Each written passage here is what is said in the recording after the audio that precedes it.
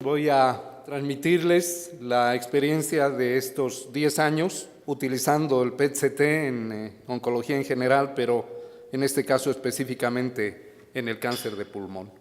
El método pues nos ha servido, como es conocido en la literatura, para el diagnóstico, tipificación y seguimiento del cáncer de pulmón. Del arsenal que tenemos en imagen para el estudio del cáncer de pulmón están todas estas modalidades, muchas de ellas con sensibilidad y especificidad muy diversa, pero vamos a centrar nuestra atención en esta herramienta y voy a mencionar también algunas palabras de otra nueva, que es el PET con resonancia magnética. Empezamos a trabajar en noviembre de 2004. A la fecha hemos hecho 14,335 exámenes, inicialmente con un sistema Discovery ST de 16 canales y actualmente, habiendo conservado en nuestra institución el Discovery, estamos usando un otro equipo que es el 710 de 128 canales. Este nuevo sistema tiene muchas ventajas y yo resaltaría una de ellas, que es la importante reducción en el campo de exploración. Hoy en día hacemos un PET-CT en apenas 12 minutos.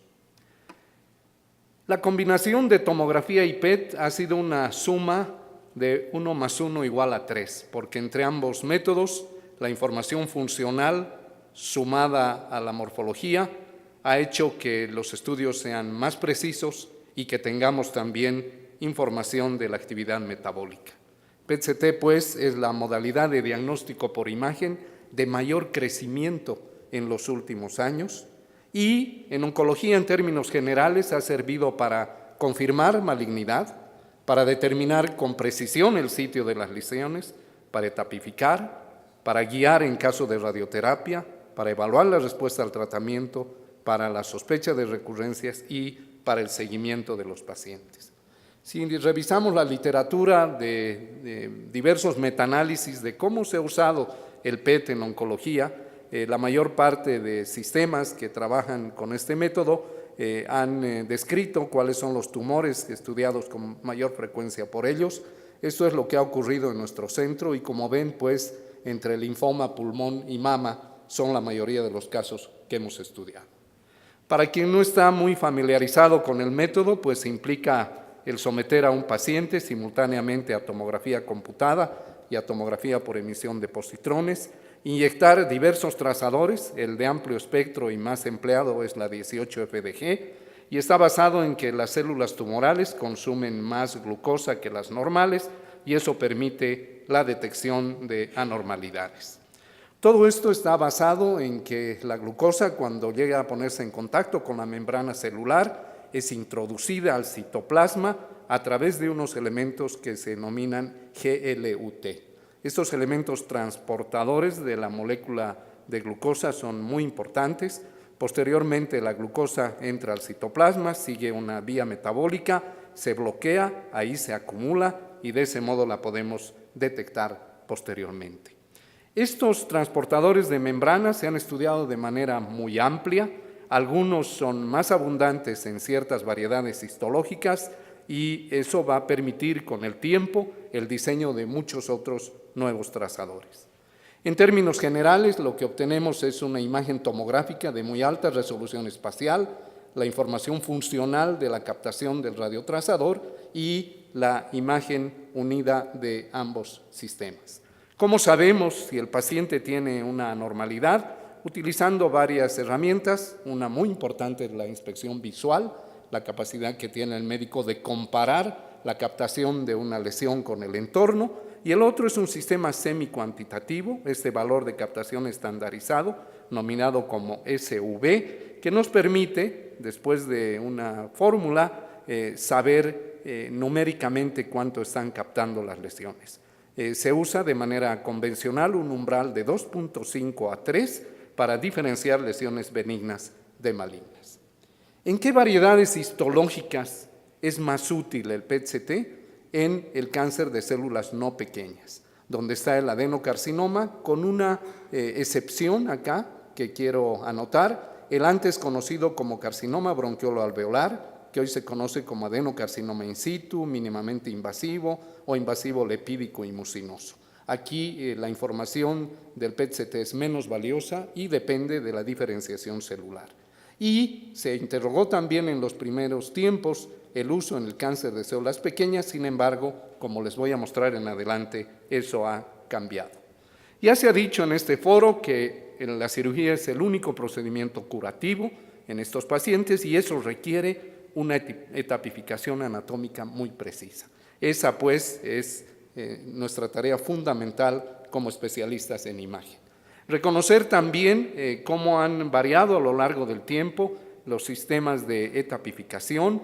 Hoy en día, lo mencionaron quienes me precedieron, usamos el de la séptima edición. Aquí no voy a entrar en muchos detalles, simplemente decirles que ha habido algunos cambios en cuanto al tamaño de las lesiones, ante el compromiso cuando una lesión está en el mismo lóbulo, se considera simplemente un T3. Si está en el mismo pulmón pero en diferente lóbulo, no son metástasis, sino un T4.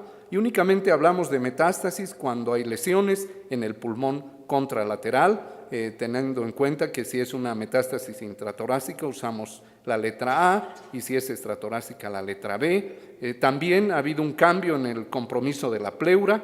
Antes se consideraba un T4 y hoy se toma en cuenta como un proceso metastásico. Esta breve introducción me va a ayudar para irles mostrando algunos casos como este, que es un paciente en un T1B, es un nódulo de 29 milímetros con una actividad metabólica de 8.1.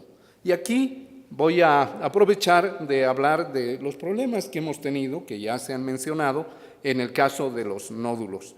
Generalmente el nódulo hipercaptante pues lo debemos considerar maligno, como en el caso que mostró por ejemplo el doctor Palomar, pero es sabido que varios de ellos pueden tener etiología infecciosa y también algunos nódulos pueden ser falso negativo, como el que acabo de mencionar, el carcinoma bronquiolo-alveolar.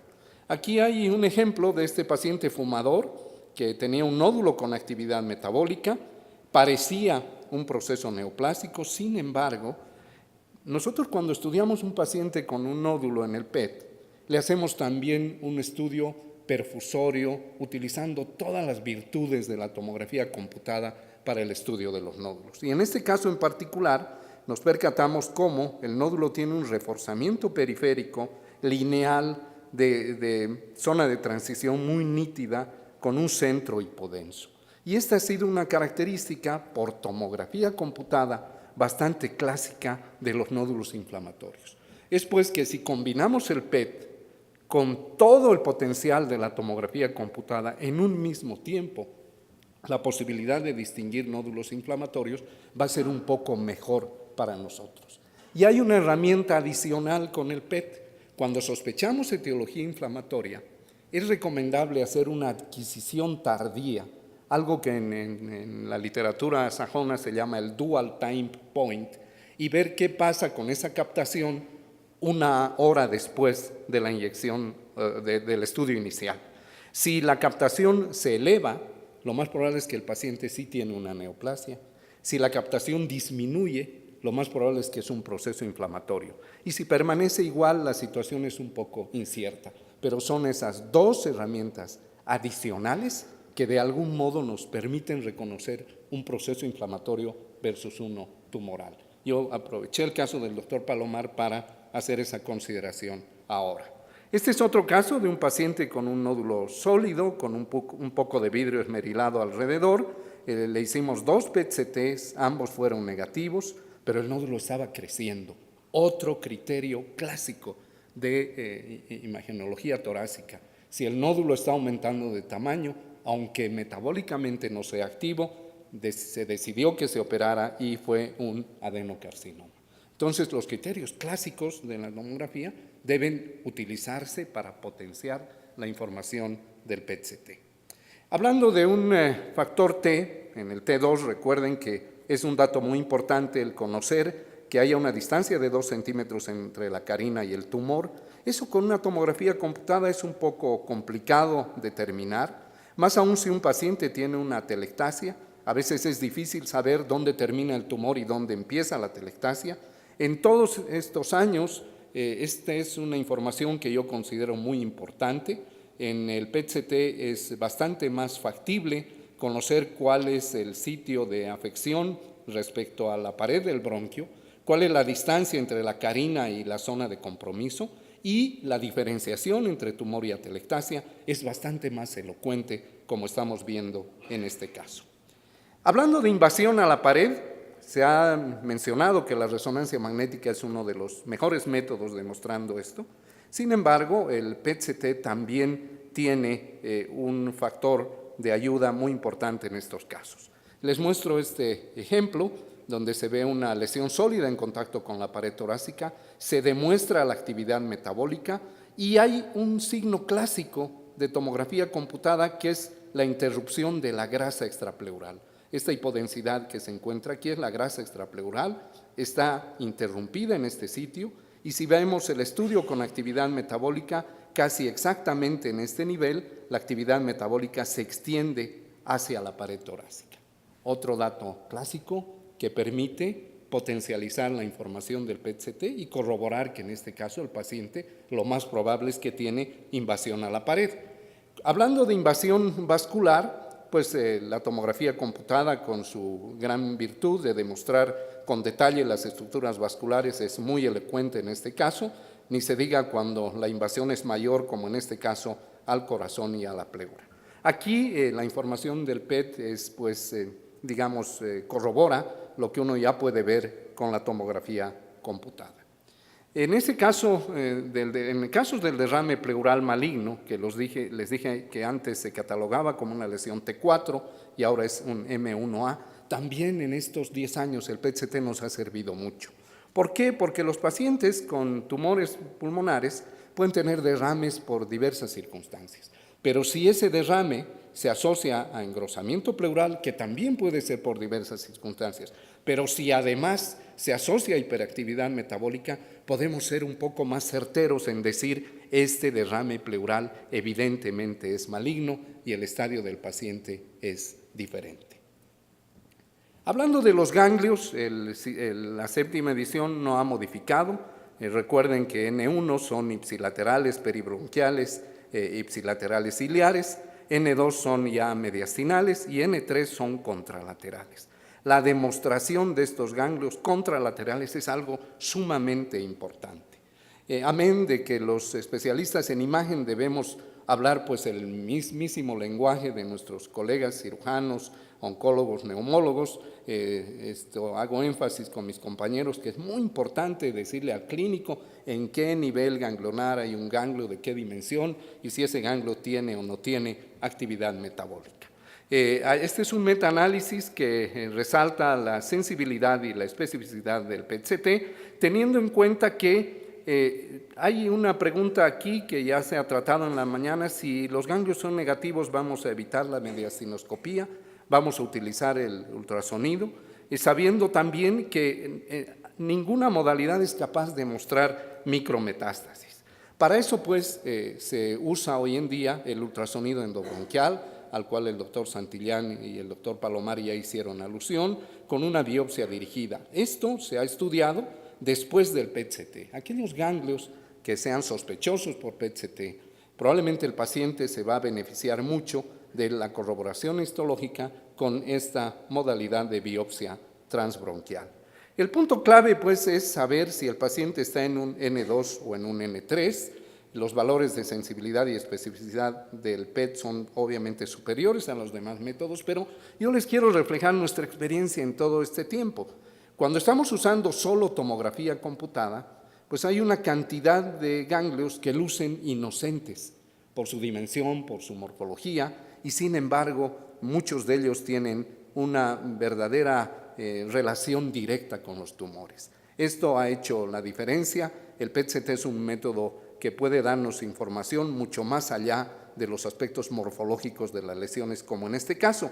Y eso tiene importancia suprema cuando ocurre algo como en este paciente. El paciente tiene la lesión primaria en el segmento posterior del lóbulo inferior del pulmón izquierdo, tiene adenomegalia ipsilateral iliar, tiene adenomegalia subcarinal, pero tiene un grupo de pequeños ganglios inocentes por tomografía contralaterales a la lesión, que son positivos y que a la postre se demostraron como relacionados con el tumor. Esto, sin tener el PET y utilizando solamente tomografía computada, sería poco menos que imposible poderlo determinar con esta precisión. Y este es otro trabajo al que yo quiero hacer alusión esta mañana. Estos investigadores estudiaron a 90 pacientes con cáncer de células no pequeñas con estadio N0 o N1, les hicieron un PET-CT preoperatorio e hicieron una correlación histológica y les dieron seguimiento. Lo interesante aquí es que de todos los PETs preoperatorios, 13 PETs fueron positivos y 77 fueron negativos. A todos los pacientes los operaron y el resultado de patología fue que todos eran negativos. Sin embargo, a este grupo de pacientes que tuvieron un PET-CT positivo, les dieron seguimiento.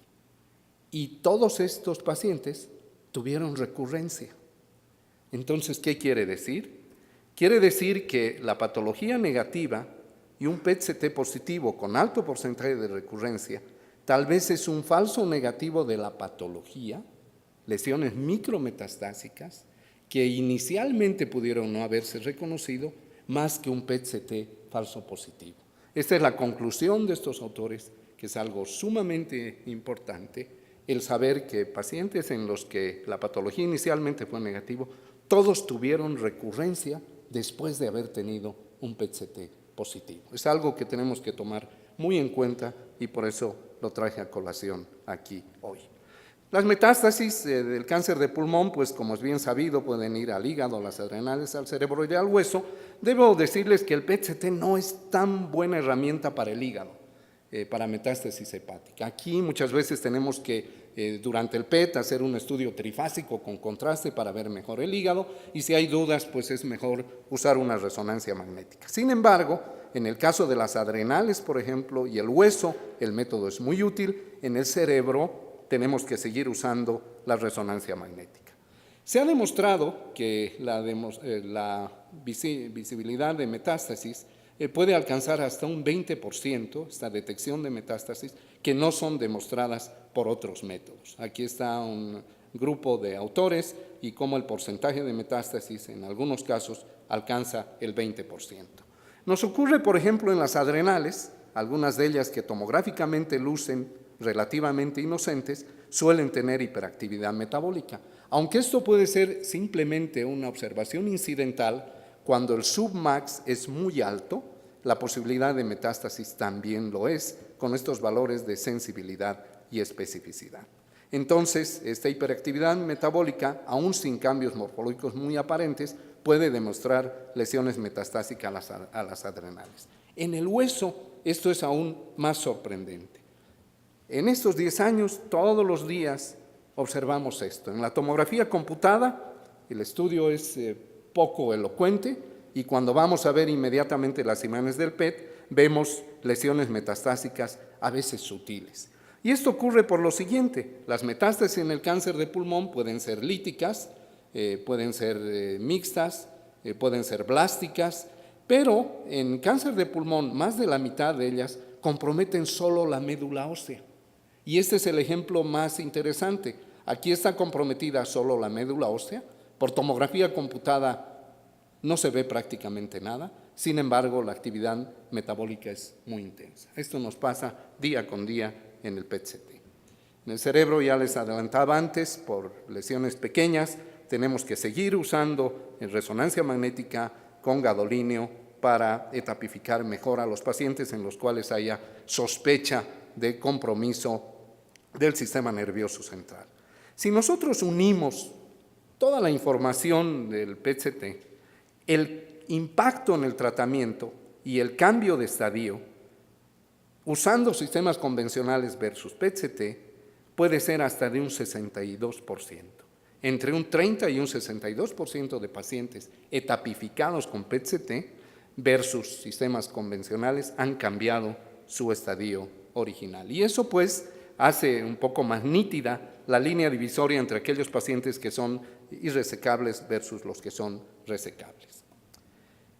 Hemos hablado de la captación y este me pareció otro artículo muy interesante. Quien lo publica es un cirujano oncólogo de tórax, el profesor Cerfolio, que él está convencido que el Submax en el cáncer de células no pequeñas es un indicador más poderoso que el TNM para predecir recurrencia y sobrevida. Esto lo conocemos en el departamento de imagen. En estos 10 años hemos aprendido que aquellos pacientes que llegan al PET y que tienen una captación de 9 o de más de 9, su pronóstico va a ser malo casi independiente de lo que se le pueda hacer. Y hay una serie de trabajos, este es muy interesante, que combina el tamaño de las lesiones con la captación. El mejor escenario es un tumor pequeño, menor de 3 centímetros, una captación menor de 9, una sobrevida alta, y la contraparte es un tumor con una captación mayor de 9, más de 3 centímetros, con una peor sobrevida. Entonces, se está convirtiendo la actividad metabólica en un factor pronóstico sumamente importante. ¿Qué acerca de la resonancia con PET? Esto todavía no lo tenemos en nuestro medio, está entrando al mundo del diagnóstico por imagen, se ha estudiado en forma preliminar y la precisión diagnóstica en cáncer de pulmón es la misma, por lo tanto, pues no hay una ventaja de usar PET resonancia versus PET-CT en cáncer de pulmón. En otras lesiones, como en el sistema nervioso central, la ventaja es obvia. Unas pocas palabras acerca del carcinoma de células pequeñas. Al principio, en esta lesión tan agresiva, de crecimiento tan rápido y de mal pronóstico, donde está controvertido el uso del TNM, y más bien se habla de enfermedad limitada y extensa, también se cuestionó el uso del PET-CT. Y hubo un tiempo en que pues, se decía simplemente con tomografía, debes decir si es una enfermedad limitada o extendida, según el tamaño o la extensión que la lesión inicial tenga, pero a medida que ha pasado el tiempo, estas son las guías de 2016, ya aparece el PET-CT, sobre todo cuando el clínico sospecha de entrada que el paciente está en un estado de enfermedad limitada. Y entonces hemos estudiado nosotros pacientes de cáncer de células pequeñas, nos ha ayudado el PET para esta distinción entre enfermedad limitada y extendida, para definir el campo de radioterapia y también muchos autores hablan ahora del valor pronóstico que es bastante similar al de células no pequeñas, en este caso en 8.7. Este es un ejemplo, aquí está la lesión primaria, un cáncer de células pequeñas, enfermedad limitada con una atelectasia. Y aquí las imágenes tridimensionales. Hablando del uso del PET para planeación de la radioterapia, pues eso lo van a oír a lo largo de todas las presentaciones. Hoy se usan algoritmos basados en la actividad metabólica. Este es un análisis de diversos autores y en qué porcentaje de veces ellos cambiaron el campo de radioterapia. Y si se fijan, la cantidad de autores que refieren un cambio del 100% en el campo de radioterapia es muy grande, razón muy obvia para tomar en cuenta pues que no es lo mismo hacer una radioterapia solamente basado en tomografía computada que hacerla muy precisa hacia el sitio de actividad metabólica basándonos en el sub de las lesiones. Entonces, pasando al siguiente tema y tomando en cuenta qué tanto nos ha servido el PET para evaluar la respuesta terapéutica y detectar recurrencias, hay muchos trabajos en torno a esto. En una etapa inicial se decía que para seguimiento era suficiente hacer 3 estudios en cáncer de pulmón, lo cual pues es algo demasiado estricto, no suena tan lógico decir solamente hacerle 3 estudios, tiene que ver más con cobertura de los seguros para pagar, y entonces salieron muchos estudios diciendo el valor del cuarto y subsecuentes estudios en PET-CT, porque los pacientes no se pueden ceñir a una regla fija de únicamente 3 estudios. Este demuestra muy bien cómo ha habido modificación del tratamiento en estudios subsecuentes, más allá de un tercer examen, incluso en aquellos pacientes que no tenían una sospecha clínica de recurrencia.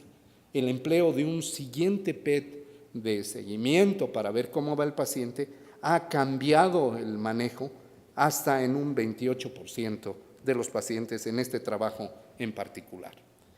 Para conocer la respuesta terapéutica, pues durante muchos años usamos criterios propuestos por la OMS de medir los diámetros de las lesiones.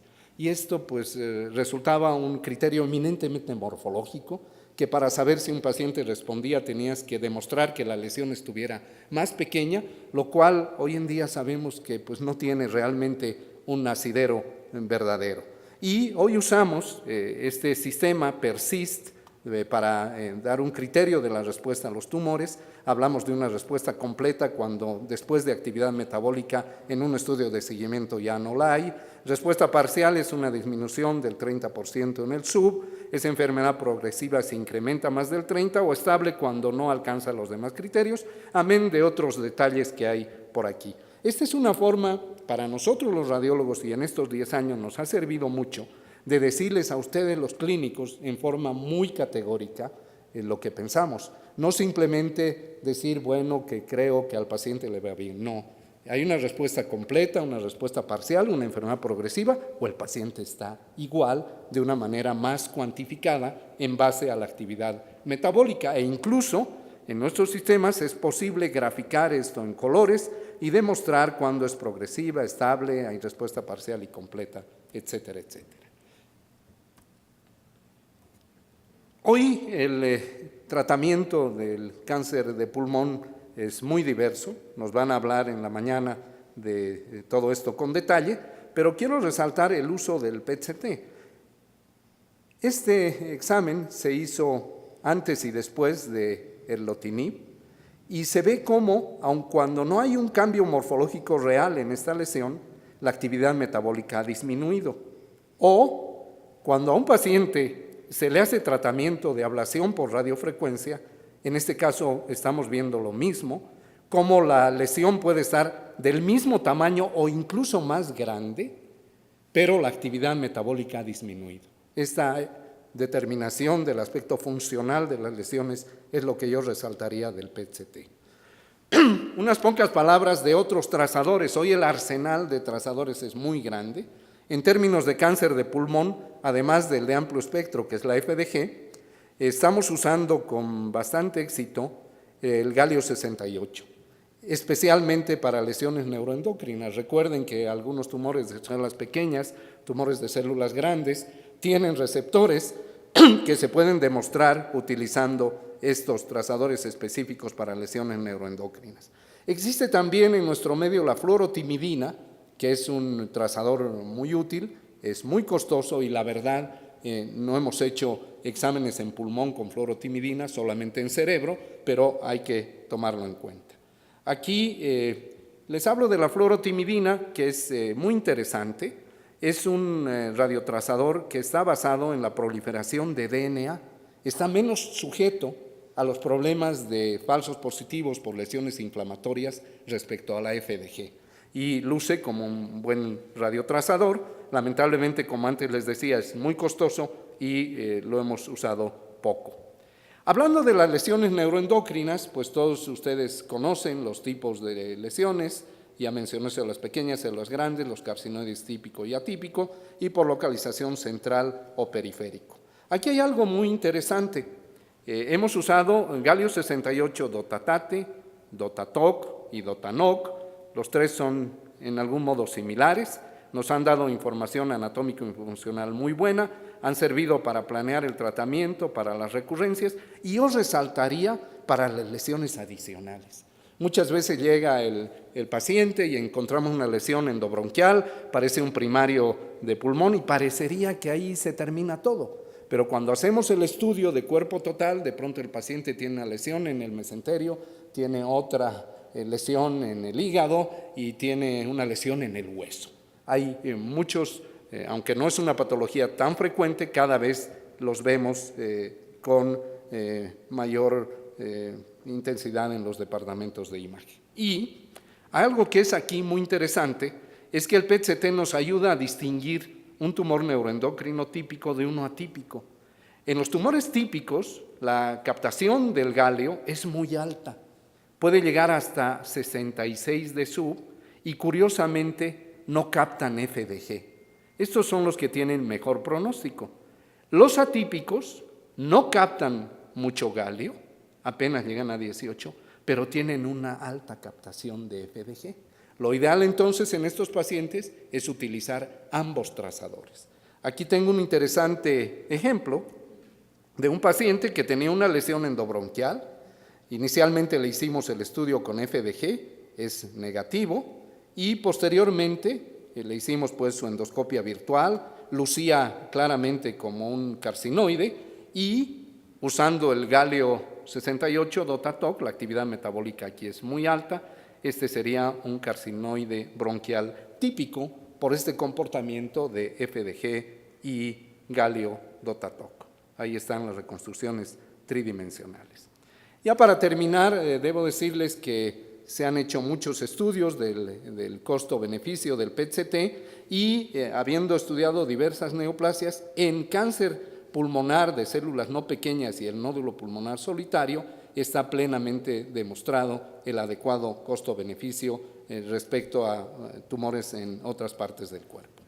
A manera de conclusión, pues, quiero decirles que el PET-CT es un método de imagen molecular que demuestra la patología aún antes de que haya alteraciones morfológicas.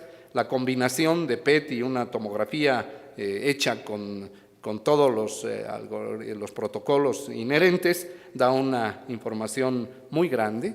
Es útil, pues, especialmente como lo hemos visto para etapificar, retapificar, planear el tratamiento y evaluar la respuesta terapéutica, sobre todo en el de células no pequeñas y recientemente también en el de células pequeñas. El PET es muy bueno para evaluar el compromiso del mediastino y los cilios, sin embargo, la endoscopía transbronquial con biopsia es un método más específico. Podemos decir también que casi 20% de los pacientes estudiados con PET y métodos convencionales tienen en el PET metástasis ocultas. El método influye en la planeación de radioterapia. Se requieren más estudios, es una experiencia inicial de 10 años en diversos centros de investigación y pues se necesitan más trabajos clínicos aún para estandarizar el método y evaluar este sistema como factor pronóstico y evaluar la respuesta terapéutica. Recuerden que estamos usando hoy varios otros trazadores y yo resaltaría el galio 68 para las lesiones neuroendocrinas. Realmente en estos 10 años confirmamos que es un método con adecuado costo-beneficio en diversas neoplasias, pero sobre todo en el cáncer de pulmón. Tal vez el reto para quienes están involucrados en los sistemas de salud es buscar que haya una mayor cobertura, porque hoy en día pues realmente el método llega a un grupo, vamos a decir, selecto de la población, cuando por su utilidad debería tener un uso más masivo. Les agradezco mucho su atención.